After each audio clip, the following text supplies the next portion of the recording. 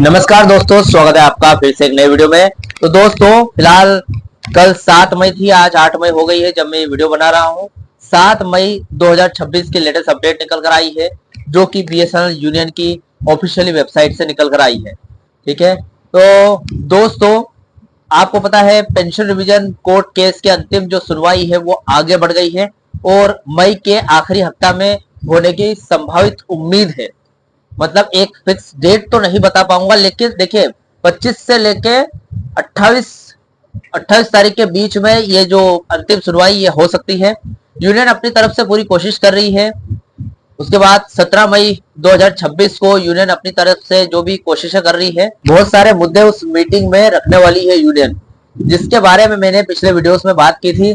आप चेकआउट कर सकते हैं चैनल पर। तो दोस्तों आज इस वीडियो में आपको 7 मई की जो अपडेट है उसके बारे में एग्जैक्टली बताने वाला हूं कि फिलहाल उस अपडेट में क्या बताया गया है।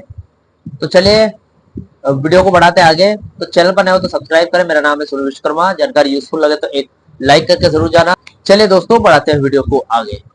जो अपडेट है फिलहाल वो आपको हिलाकर रख देगी। अगर आप एक कर्मचारी हो, अगर आप एक पेंशनर्स हो, तो देखा जाए तो 12 जून को एक भयंकर धमाका करने वाली है यूनियन। अब कैसा धमाका देखिए, यहाँ पर अपडेट में देखते हैं। आज 8 मई 2026 है और देखा जाए तो ताजा स्थिति के हिसाब से बीएसएनएल के इतिहास का सबसे बड़ा रणनीतिक बदलाव यानी कि पॉलिसी चेंजेस देखने को मिल रहा है।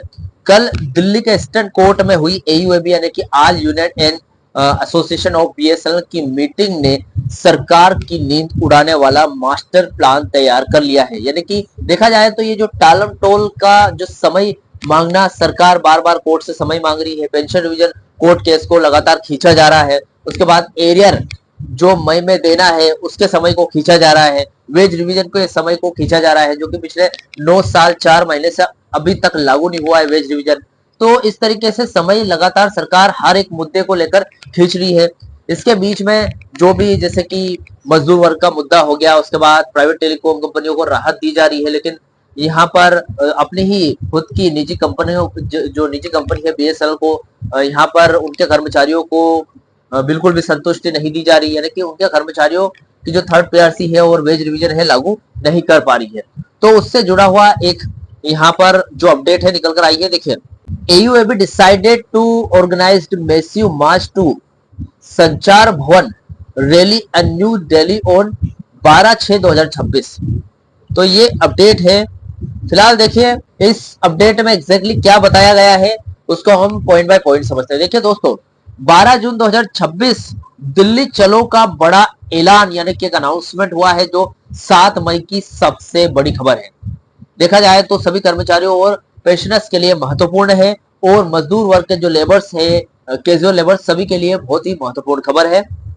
कल AUAB की एक बड़ी मीटिंग हुई, सबसे बड़ा फैसला लिया गया जहां पर सत्तारूढ़ सरकार को चुनौती देने का यहां पर एक मजबूत प्लान बनाया गया है।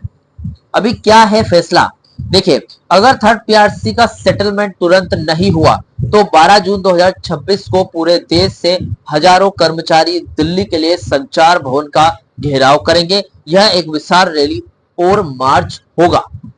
देखा जाए तो एक विशाल रैली करने का यहाँ पर, और वो भी संचार जो भवन है उसको पूरी तरीके से घेरने का एक जीता जागता यहाँ पर प्लान बनाया जा रहा है यूनियन द्वारा, क्योंकि यूनियन को पता है कि देखिए कोर्ट केस से भी कुछ नहीं होने वाला। तो यहाँ पर देखा जाए तो वेज रिवीजन के लिए जो कर्मचारी है, पेंशन रिवीजन के लिए जो पेंशनर्स है और मजदूर वर्ग के जो मुद्दे हैं उनके लिए मजदूर यूनियंस है, सभी यूनियंस एक साथ मिलकर एक ही बैनर के तले यहाँ पर हड़ताल करने वाली है। और ये संघर्ष जो अभी तक के जितने भी संघर्ष हुए सबसे बड़ा होने वाला है। इसमें आपको पता है 30 अप्रैल को एक प्रोटेस्ट चेन बनाई जा रही थी, एक हड़ताल होने वाली थी, जिसको ट्विटर कैंपेन के बाद जो डीपीए ने आदेश जारी कर दिए थे और एरियर देने का वादा कर लिया था। इसकी वजह से प्रोटेस्ट चेन यहाँ पर आगे बढ़ाई नहीं गई। अब ये जो संचार भवन का जो घेराव है, यहाँ पर दिल्ली चलो को लेकर एक बड़ी हड़ताल होने वाली है। यहाँ पर प्रोटेस्ट चेन भी बनाई जाएगी। देखिए दोस्तों, 20 मई का वार्म अप, दिल्ली मार्च से पहले 20 मई 2026 को पूरे देश में प्रोटेस्ट चेन बनाई जाएगी। इसमें कर्मचारी और पेंशनर्स कंधे से कंधा मिलाकर खड़े होंगे और बकाया यानी कि आईडीए की किस्तों के भुगतान की मांग करेंगे। तो दोस्तों देखिए, प्रोटेस्ट चेन जब कैंसिल हुई थी तभी मैंने वीडियो बनाकर आपको बताया था कि प्रोटेस्ट चेन कैंसिल करने की कोई जरूरत नहीं थी। ट्विटर कैंपेन के बाद जो हुआ, यानी कि डीपीए ने आदेश जारी किए कि एरियर आपको मई के महीने की जो सैलरी है उसमें आपको मिल जाएगा बढ़े हुए आईडीए के साथ। लेकिन प्रोटेस्ट चेन कैंसिल करने की जरूरत नहीं थी, क्योंकि भाई साहब सिर्फ एक आईडीए एरियर का मुद्दा नहीं है। यहाँ पर वेज रिवीजन का मुद्दा है, पेंशन रिवीजन का मुद्दा है, जो कि पिछले 9 साल से अटके पड़े हैं। इन मुद्दों को भी यहाँ पर क्लियर करना बहुत जरूरी है। इसीलिए यहाँ पर प्रोटेस्ट चेन कैंसिल करने की जरूरत थी ही नहीं। अगर प्रोटेस्ट चेन अभी हो जाती तो बहुत सारे आपको बदलाव देखने को मिलते हैं मैनेजमेंट में और सभी के क्रियाकलापों में देखा जाए तो। इसलिए यहाँ पर फिर से देखिए, प्रोटेस्ट चेन 30 अप्रैल को कैंसिल की गई, लेकिन फिर से प्रोटेस्ट चेन करने का यहाँ पर अनाउंसमेंट कर रही है 20 मई को यहाँ पर यूनियन। अभी अगर वो प्रोटेस्ट चेन हो जाती तो ये करने की जरूरत नहीं पड़ती। तो यहाँ पर 20 मई को प्रोटेस्ट चेन है। उसके बाद 12 जून को यहाँ पर संचार भवन को घेराव करने की यहाँ पर पूरी प्लानिंग बनाई गई है यूनियन द्वारा। देखिए, अभी प्राइवेट सीएमडी का विरोध भी होने वाला है, मैनेजमेंट पर पूरा हमला होने वाला है यूनियन का। देखिए, मीटिंग में एक बहुत ही गंभीर मुद्दा उठाया गया है। सरकार बीएसएनएल में प्राइवेट सेक्टर के व्यक्ति को सीएमडी नियुक्त करने की योजना बना रही है। कौन? बीएसएनएल मैनेजमेंट क्या कर रहा है? प्राइवेट सेक्टर के व्यक्ति को यहाँ पर सीएमडी बनाने की कोशिश कर रहा है, जबकि अपने ही वर्ग के जितने भी अधिकारी है या फिर कर्मचारी है, क्या वो कम पड़ गए? तो प्राइवेट वर्ग के लोगों को यहाँ पर लाकर बड़ा ओहदा दिया जा रहा है। देखिए, ये विरोध क्यों है आखिर? देखिए, सीएमडी से जुड़ा हुआ विरोध फिलहाल यहाँ पर क्यों किया जा रहा है वो देखते हैं। यूनियनों, जो बड़ी बड़ी यूनियंस है, इनका कहना है कि हमें एक रेगुलर और अनुभवी सीएमडी चाहिए, ना कि कोई प्राइवेट सेक्टर का आदमी जो कंपनी को बेचने की नियत से यहाँ पर आया। ठीक है, यानी कि ऐसा भी हो सकता है इन फ्यूचर अगर कंपनी में 4G ठीक से तरीके से आगे काम नहीं किया, या फिर यूजर भागने लगे, या फिर कर्मचारी यहाँ से भागने लगे, इसी स्थिति में कंपनी को बेच दे, तो हमें ऐसा आदमी नहीं चाहिए। हमें ऐसा व्यक्ति चाहिए जो अनुभवी हो, बीएसएनएल में काम कर चुका हो, बड़े पद पर हो, जिसने बीएसएनएल को, जब बीएसएनएल डूब रही थी और डूबने से लेकर वापस से उठने तक बीएसएनएल को देखा हो, ऐसा आदमी चाहिए, न कि डायरेक्टर आया हुआ जो बीएसएनएल को इन फ्यूचर भेज दे। देखिए, यहाँ पर वकीलों का फिजूल खर्ची, यहाँ पर वकील जो फिजूल में पैसा खर्चते हैं और मजदूरों का शोषण हो रहा है। 6 मई के अपडेट में मैंने आपको वीडियो बनाकर बताया था, उसके बारे में देख लेते हैं। फिलहाल जो फाइल में यहाँ पर देखिए, फिलहाल वीडियो जो मैंने बनाया था, मैनेजमेंट का दोहरा देखा जाए तो चेहरा उजागर हुआ है। यहाँ पर कोर्ट केसों के खर्च के बारे में अगर बात करूं तो मैनेजमेंट सुप्रीम कोर्ट के आदेश यानी कि अनुकंपा नियुक्ति योजना यानी कि पीओ को लागू करने के बजाय वकीलों पर करोड़ों रुपए लुटा रही है। मजदूरों के हाल की अगर बात करूं तो 3000 कैजुअल लेबर्स का जनवरी 2025 से डीए बंद है, पिछले 16 महीने से बंद है, जिसको यहाँ पर रिलीज नहीं किया जा रहा है।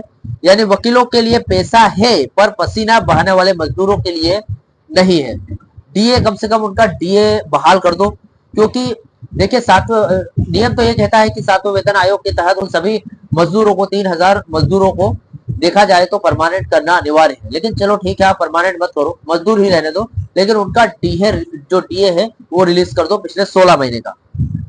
कोऑर्डिनेशन कमेटी की मजबूती का भी यहाँ पर नया अपडेट निकल कर आया है। यूनियन ने साफ कर दिया है कि बीएसएनएल यूएआई बीडीपीए जो पेंशनर्स यूनियन है और बीएसएनएल सीसीडब्ल्यूएस जो मजदूर यूनियन है, सभी यूनियन ने अब अलग अलग नहीं लड़ेंगे।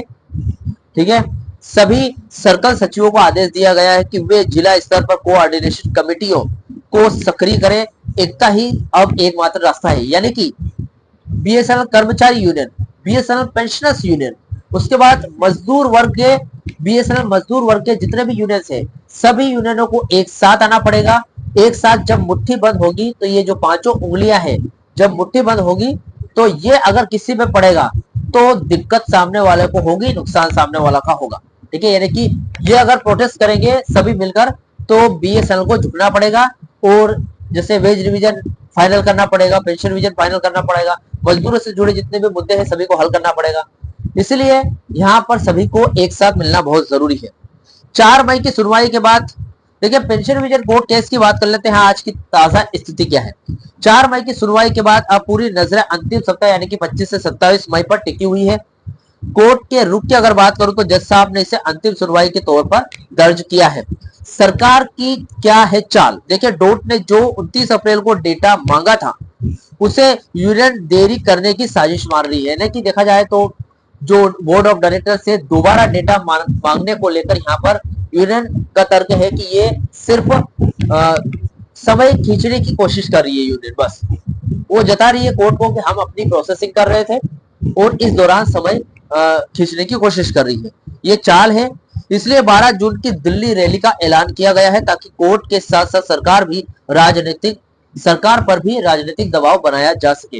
यानी कि कोर्ट जब भी यहाँ पर कोर्ट केस की अंतिम सुनवाई होती है, जैसे ही सरकार अपना कुछ भी प्रोसेसिंग का यहाँ पर कारण देती है और कोर्ट को बोलती है कि हमें समय चाहिए, तो कोर्ट उनको समय दे देती है।